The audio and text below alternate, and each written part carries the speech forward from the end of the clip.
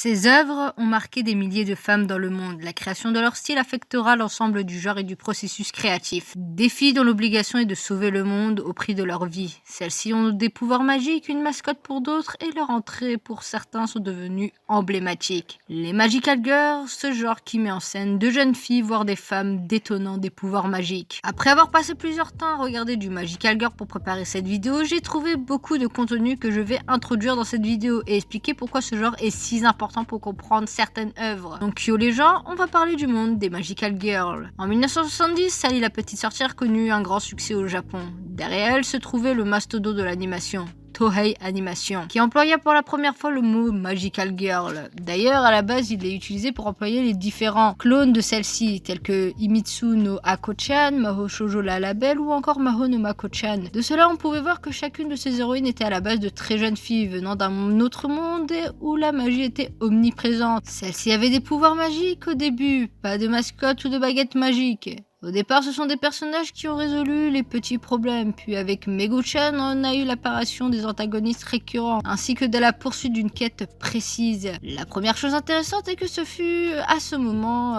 qu'existe le concept de secret entre l'héroïne et la spectatrice, ou spectateur, lié au pouvoir magique de celle-ci. D'ailleurs, la licence qui a permis de faire vendre le genre Magical Girl est Kuteune, une œuvre emblématique de 1973 de Go Nagai, qui fut la première œuvre de Magical Girl qui ne suit plus ce genre mignon, mais cette fois-ci on est dans une œuvre plus adulte. À partir de là, un certain processus de script a pu être mis en œuvre rapidement. L'héroïne devait avoir des pouvoirs magiques qui lui seront soit confiés pour une durée limitée ou totalement innés. Ou quand c'est une Magical Girl venant d'un royaume, alors on part directement sur de l'apprentissage de ses pouvoirs magiques, ainsi que son intégration dans le monde des humains. Par conséquent, cette personne aura une liaison avec le royaume magique, aura une baguette magique et elle pourra également avoir un partenaire magique qui l'aidera ou non à jouer la Magical Girl. Elle portera des vêtements clairement identifiables pour vendre l'image du personnage et créer de nombreux produits dérivés pour le public. Les scènes de transformation deviennent rapidement un symbole qui peut activer sa pleine puissance et susciter souvent les attentes du public. Au final, l'héroïne aura toujours de nombreux amis et le concept d'amitié deviendra souvent le centre. Cependant, ce qui maintient le public concerné, c'est le concept de confidentialité qui a été développé dans les médias. Et seuls les personnages connaissent leur pouvoir et le partagent indirectement avec notre public. En continuant avec les procédés scénaristiques, c'est souvent un gros méchant qui aura un groupe permettant un développement récurrent de ceux-ci. Malheureusement, on reproche souvent que le genre ne se renouvelle pas au niveau de l'aspect mise en scène. En gros, l'héroïne aura une petite bestiole ou d'une autre manière aura ses pouvoirs, elle va l'affronter, son premier méchant pour découvrir ses pouvoirs, puis sauvera sa future coéquipière ou les futures coéquipières au fur et à mesure, tout en combattant les méchants qui veulent soumettre la terre ou autre royaume par leur suprématie. Ensuite, il y aura divers power-up par le pouvoir de l'amitié, des sentiments, etc. Puis vers la moitié de la série, on aura une remise en question de l'héroïne sur ses ambitions futures, puis affrontement sur l'un des boss, puis nouveau coéquipier inattendu et un peu rebelle, et on finit avec le combat final. Ça semble totalement générique, mais c'est une recette qui marche. L'équipe derrière le projet devra tout faire pour innover son histoire, et on pourrait prendre cette évolution comme l'entrée d'une petite fille dans le monde de l'adolescence, voire dans le monde de la vie adulte. Les méchants faisant référence aux innombrables problèmes de la vie qu'on peut avoir et les pouvoirs magiques sont donc le petit plus de l'auteur pour attirer les petites filles dans ce monde. Mais ce genre sera dans un premier lieu impacté par le mastodonte qu'est Sailor Moon, le tout premier Magical Girl horreur. Oui, je dis horreur car celui-ci n'est pas très friendly. Tu avais tes personnages favoris qui subissaient les pires sévices. Oui, Sailor Moon c'est l'un des grands piliers du Magical Girl. Même si tu l'as jamais vu, t'en as déjà entendu parler par tes parents, des potes à toi ou vu des vidéos sur le sujet. Et pour les rares personnes qui ne savent pas ce qu'est Sailor Moon, alors je vous le rappelle. Usagi Tsukino est une adolescente, tout ce qu'il y a de plus banal. Un jour, elle aide une chatte maltraitée par des enfants. On la retrouve le soir même dans sa chambre. Usagi n'est pas au bout de ses surprises puisque la chatte se met à parler et se présente sous le nom de Luna. Elle donne à celle-ci un bâton lui permettant de se transformer en Sailor Moon afin de sauver le monde des forces du mal. Elle va vite être rejointe par Sailor Venus qui jouait déjà les justicières masquées depuis 2 ans sous le pseudo de Sailor V, mais aussi de Sailor Mars, Sailor Mercury et Sailor Jupiter. Les 5 guerrières de la Lune sont ainsi réunies et vont commencer à combattre les forces du mal afin d'empêcher la reine Beryl d'arriver à ses fins. Sailor Moon est une des œuvres Magical Girl qui a eu une dualité entre le côté girly et le côté très sombre, ce qui a subjugué les fans, même si dans certains pays, celui-ci avait été totalement censuré, pour ne pas montrer du sang, de l'homosexualité et j'en passe. Or cela n'a pas empêché l'œuvre de devenir une œuvre emblématique, car l'écriture et la mise en scène étaient entraînantes, gardant la mise en scène connue depuis le début, mais au final final va le révolutionner au fur et à mesure, introduisant enfin des sujets beaucoup plus intéressants. Des combats avec des enjeux de plus en plus grands et touchant sur plusieurs sujets, des relations très intéressantes et même abordant un couple gay qui va s'occuper d'un enfant. Oui, l'auteur protégeait déjà le fait qu'un enfant ne devait pas obligatoirement avoir un père et une mère. Ouais, elle était en avance sur le sujet, d'actualité, et franchement pour son époque c'est limite la seule. Mais ce qui a rendu l'œuvre emblématique, c'est que tous les clichés connus à la base étaient utilisés de façon ingénieuse, mais aussi comme une manière d'attirer les gens et de créer un merchandising énorme. La scène de transformation de Sailor Moon est devenue emblématique car en soi elle est giga simple à refaire pour la séquence de fin. Les musiques sont devenues cultes et avant tout leurs costumes qui ont une chose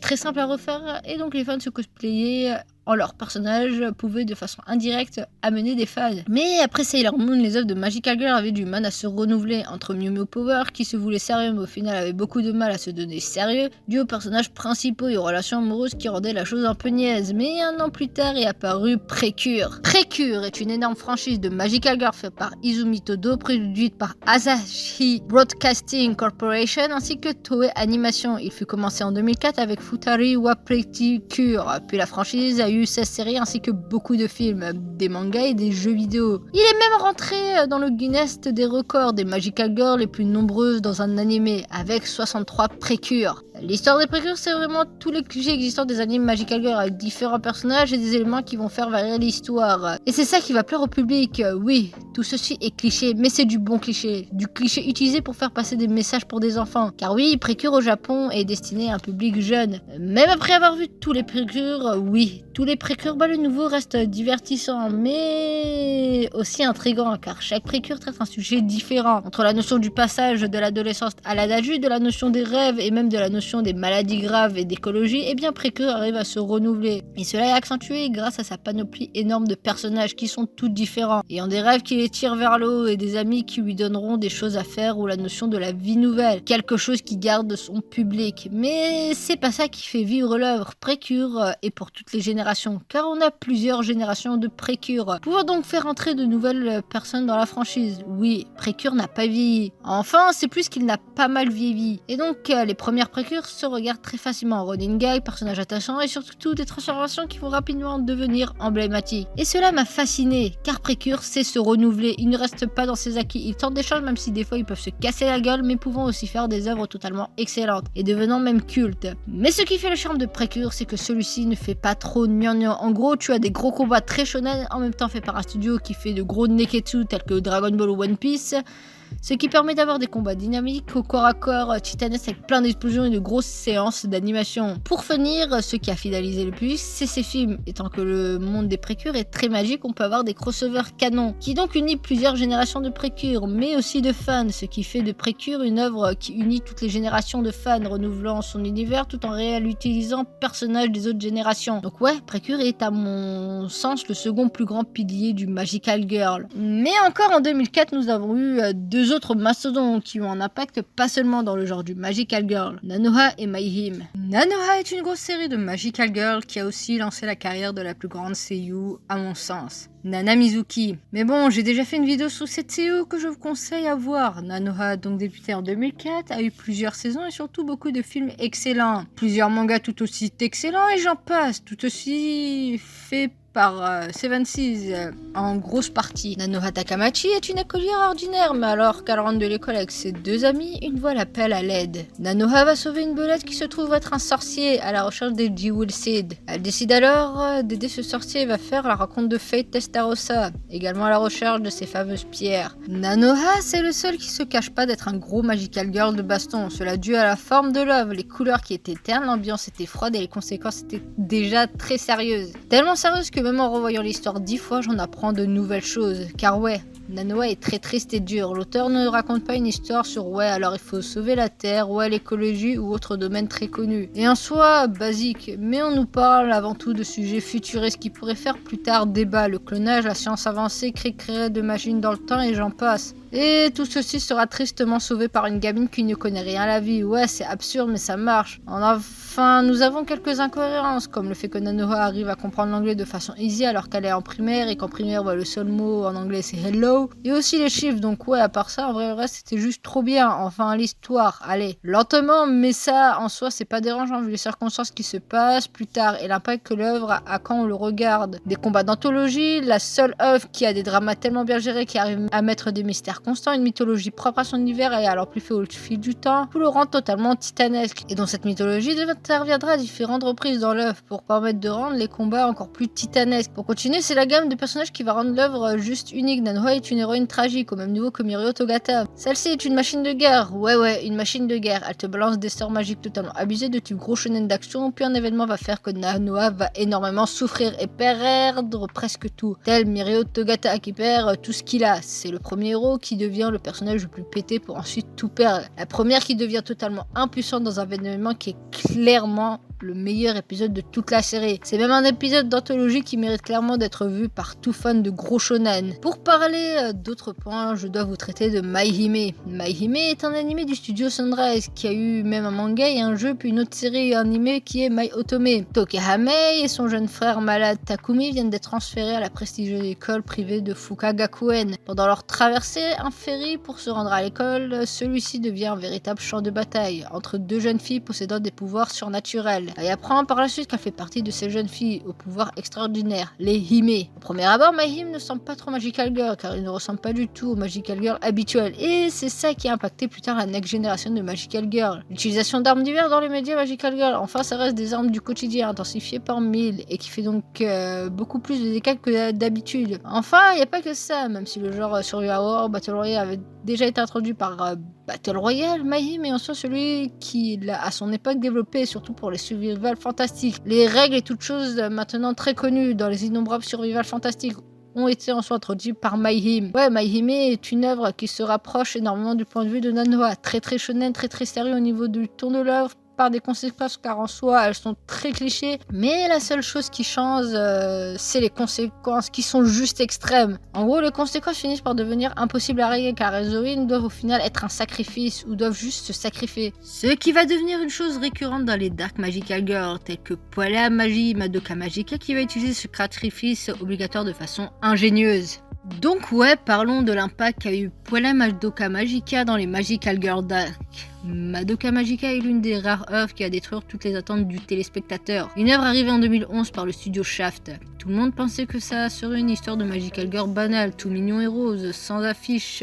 Montrer une œuvre de Magical Girl, tout ce qui est de plus normal, intensifié par un synopsis le plus banal. Certaines créatures ont la capacité de satisfaire les désirs de la jeune fille. En échange, ça deviendra une Magical Girl pour lutter contre les sorcières, qui étaient connues comme des créatures maléfiques. Une créature qui obéit a contacté Madoka Kaname, qui lui donna l'opportunité de devenir une Magical Girl. La nouvelle étudiante, Homura Akemi, de sa classe, a mystérieusement tenté d'empêcher Madoka de conclure ce contrat. Pour la magie Madoka Magica est le Magical Girl qui a le plus marqué. Celui-ci était le plus sombre, mais surtout déconstruisait le genre qui faisait plaisir aux petites filles. Cette déconstruction se faisait qu'à partir de l'épisode 3. Dès les 2 premiers épisodes, on nous met les valeurs idéalistes de ces filles. Celles-ci sont fortes, bienveillantes, mais surtout sont le sens même de l'espoir. Alors qu'à l'épisode 3, on comprend facilement que cette forme idéaliste est la plus fausse. Les Magical Girls sont de simples humaines. Enfin, je dis humaine, je parle avant tout de leur corps. Celui-ci n'est pas aussi résistant au niveau des lames et autres armes du quotidien que nous connaissons déjà. De plus, ce qui a fait accrocher les gens au visionnage de l'anime, c'est le fait que les personnages principaux meurent. Même si Sailor Moon fut l'un des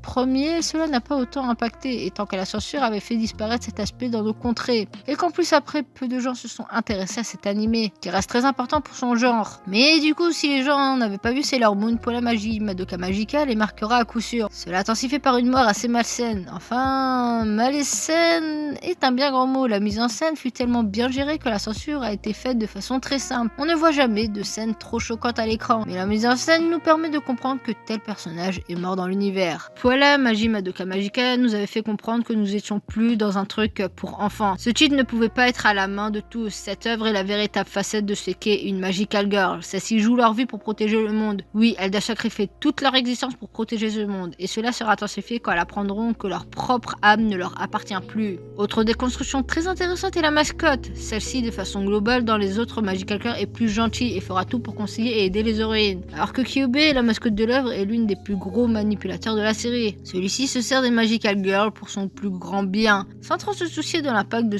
tout ce qu'il fait, tant que cela peut lui être avantageux à la fin. Mais ce qui a marqué le spectateur est avant tout son personnage principal, Madoka. Celle-ci ne sait pas si elle souhaite être une Magical Girl, prendre l'énorme responsabilité à son âge alors qu'elle ne connaît encore rien de la vie, une chose qui est très réaliste et se fait réfléchir au fil du temps. Car oui, Madoka, qui est censée être l'héroïne, et donc le centre de l'histoire, ne l'est pas. Celle-ci est une simple fille qui évolue dans l'ombre de Homura et le reste du cast. Surtout quand on connaît les révélations de l'épisode 10, qui nous le fait donc bien comprendre. Madoka, à contrario de ses homologues Magical Girl, doit choisir sa place, devenir une Magical Girl, sacrifier sa vie pour le bien des autres, ou rester une simple humaine et donc se faire sauver. Toute l'aspect psychologique de l'œuvre sera d'ailleurs étudié à l'université Tokai à Tokyo, pour suivre un cours se nommant la frontière des connaissances, permettant de s'intéresser comment l'œuvre amène le spectateur à ressentir les émotions, la vision de la nature humaine. De cela, on peut comprendre que le sens du sacrifice est énorme dans Poila Magi Madoka Magica. Le fait de donner sa vie pour sauver plusieurs autres personnes que les gens ne connaissent pas. Et cela de façon plus crue et plus réelle. Être une Magical Girl fait de toi l'espoir de tous, ce qui explique pourquoi une palette de Magical Girl n'a jamais trop sacrifié leur personnage principal. Pour que les petites filles gardent espoir en ses filles souriantes, mais malheureusement, Madoka Magica est une déconstruction du genre. Et donc ce sens du sacrifice doit être réellement montré. Mais c'est pas Madoka Magica qui va pousser le concept au plus loin. C'est un auteur très connu pour faire s'ouvrir ses lecteurs. Takahiro, l'auteur de Akame ga Kill, mais aussi de la série qui va nous intéresser, les Wayusha de Haru. J'en ai énormément parlé de cette série, mais jamais de l'impact du sacrifice qui deviendra par la suite une chose récurrente pour les Magical Girl Dark plus tard. Mais Yuki Yuna est celui qui pousse la chose de la manière la plus poussée. Pour les quelques personnes qui n'ont jamais vu une des vidéos sur Yuki Yuna que j'ai pu faire, je vous rappelle le speech de l'œuvre. Sur l'île japonaise de Shikoku, lors de l'ère des dieux, nous suivons le club des héros, composé de Yuna, Togo, Fu et Itsuki, qui donnent leur aide pour aider les gens dans le besoin. Or, lors d'une journée qui aurait dû être tout à fait normale, elles sont prises dans une explosion de lumière et seront par la suite transportées dans un autre monde où elles feront la découverte des Vertex, d'étranges monstres qui cherchent à détruire Shinju-sama, les deux arbres qui protègent l'humanité. Celles-ci, en utilisant une application, pourront se transformer en Magical Girl pour protéger Shinju-sama. Même si le synopsis semble totalement banal, comme je l'ai dit, l'œuvre se base avant tout sur le cas du sacrifice. Comme pour Madoka Magica, l'œuvre part directement sur une Magical Girl mignon, mais c'est aussi lors de son épisode 3 que celui-ci va partir dans cet aspect sacrificiel. Les héros, comme ils les appellent, sont en soi des sacrifices pour Shinju-sama. Elles doivent combattre, mais toutes leurs demandes de pouvoir plus cheaté, qui est souvent la dernière aide pour une Magical Girl, un pouvoir accordé à la dernière minute qui lui permettra de vaincre son ennemi. Mais là c'est plus compliqué, l'utilisation de ces pouvoirs cheatés seront pas donnés sans sacrifice. Comme dans Full Metal Alchemist avec l'échange équivalent. L'humanité ne peut rien obtenir sans donner quelque chose en retour. Pour chaque chose reçue, il faut abandonner une autre de même valeur. Utiliser un gros pouvoir te fera perdre une chose à toi. Dans Yuki Yuna, c'est en raccord avec leur corps. Plus ils utilisent leur gros pouvoir, plus elles perdront l'usage d'une partie de leur corps, ou voire de leur sens. Chacune des personnes considérées comme des grands héros dans Yuki Yuna devront faire plus qu'un sacrifice corporel, mais avant tout devront se sacrifier complètement, car elles représentent parfaitement ce qu'est une héroïne. Un symbole d'espoir pour l'humanité, mais aussi un symbole de désespoir pour ses amis. Être une grande Magical Girl te fait porter tout le fardeau, tous les sacrifices qu'elle devra mener seront importants pour l'humanité, mais malheureusement dans Washio Sumi wa Yusha de Haru, l'un des préquels de Yuki Yuna wa Yusha de Haru va vite